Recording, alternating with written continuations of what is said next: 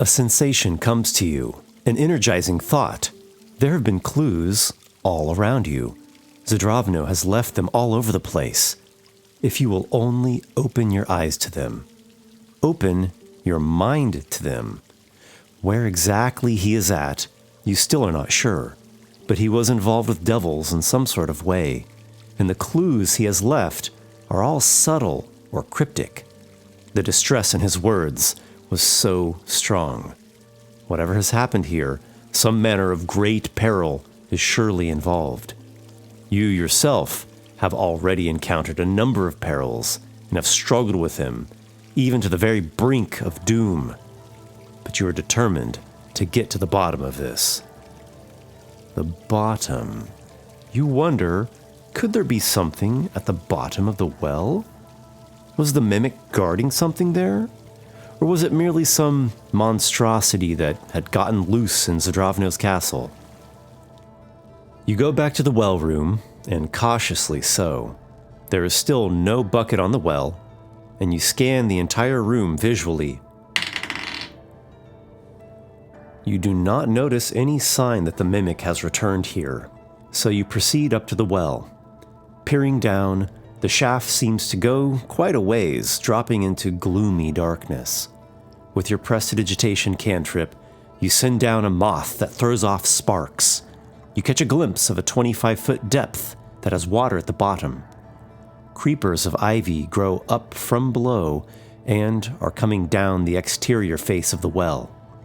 You conjure your mage hand, then unfasten the rope, take the frayed end in hand, and brace yourself within the well shaft. Downward you proceed. Going slowly, it is no great challenge to reach the bottom. The coldness of the water comes up to your waist. You have your mage hand hold your spellbook and component pouch, so as not to risk the water damaging them. You bring yourself into a low position to feel about the water with your hands. It takes no time at all to find something, a tiny box of some kind. You stow it and brace yourself as best you can to ascend back up into the light. Climbing up is more challenging than coming down.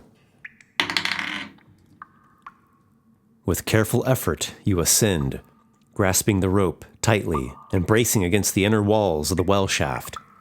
You pull yourself up and out, and you shiver from being soaked by the chilling water. Your arms ache from the strain.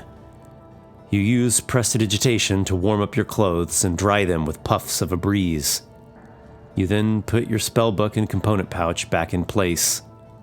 The tiny box you found down there is made of marble and sealed with wax. In the spirit of caution, you first study it closely before trying to tamper with it. It looks fairly simple. Even the wax sealing it shut was applied without any care for aesthetics. Satisfied, you break the seal and open the lid. Inside, protected and dry, is an iron key with elaborate fretwork in its key head. A surge of excitement runs through you, and you waste no time in heading back to the entry chamber. With flutters in your belly, you look at the two doors. First, you have an idea for the star door. The bottle of wine that Zdravno left for you is frost wine, and its label features an 8-pointed star, much like the one fashioned into this door.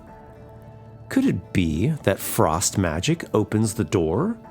You cast a ray of frost into the door, but nothing happens. You try putting the iron key into its keyhole, but it does not fit. Next, you move over to the eastern door and try the iron key.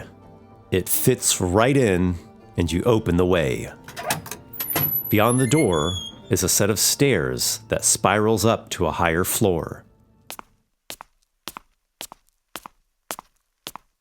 You enter into a library, which has 2 doors, one to the west and one to the east. Scores upon scores of books fill the many bookcases, and there is even a scroll rack. A number of volumes clutter the surface of a polished table, and an exquisite carpet ties the room together rather well.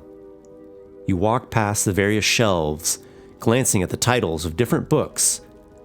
The Owl and the Bear, Machinations of Monsters, Volumes 1, 2, and 3. The Golden Quips of Carderock Hockness. Folk Songs of Fey and Fiend. The Fifth Death at the Crawfish Ford. And many, many others. If only you had the time, you would hunker down here with a bottle of wine and read all day long. If only. Among the books, you come across little baubles and oddities, including a human skull. The scroll rack calls to you, perhaps most of all, and you have a look there. Many of the scrolls are arcane treatises dealing with all manner of magic theorems, some of which make sense to you, others of which are far outside the grasp of your knowledge. Among the collection, you notice that 3 of the vellums are actually spell scrolls, one of Floating Disc, one of Magic Circle, and one of Find Familiar. You take the time to search and study the scrolls of the rack, looking for anything that strikes you as particularly noteworthy.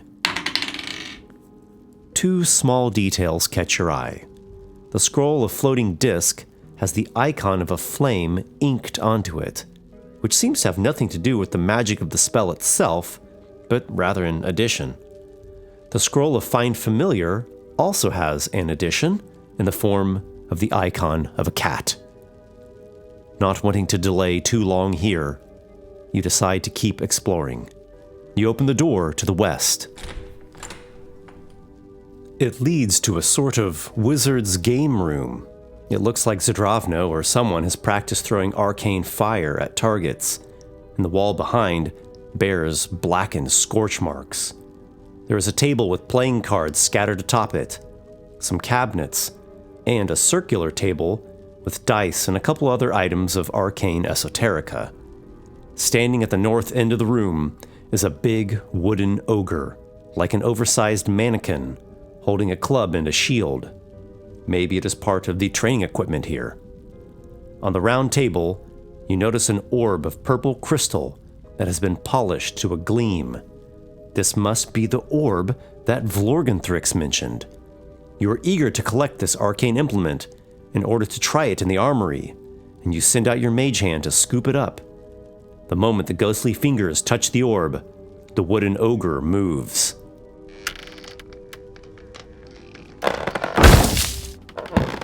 Its head looks at you, and it stomps its foot angrily as though to say, "Keep away from that orb."